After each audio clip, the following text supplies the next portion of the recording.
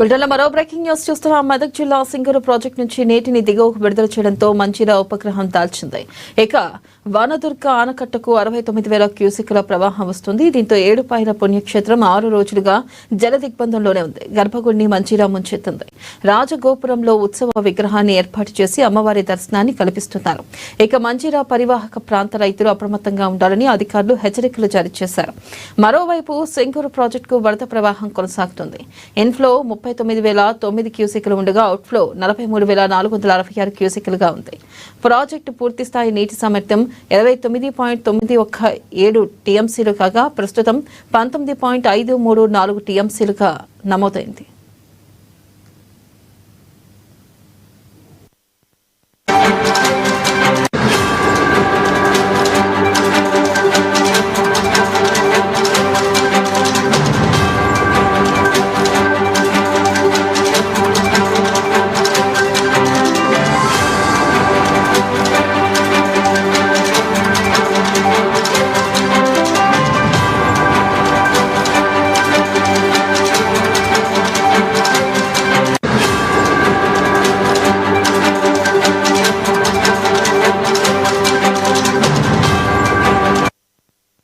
మెదక్ జిల్లా సింగూరు ప్రాజెక్టు నుంచి నీటిని దిగువకు విడుదల చేయడంతో మంజీరా ఉపగ్రహం దాల్చింది.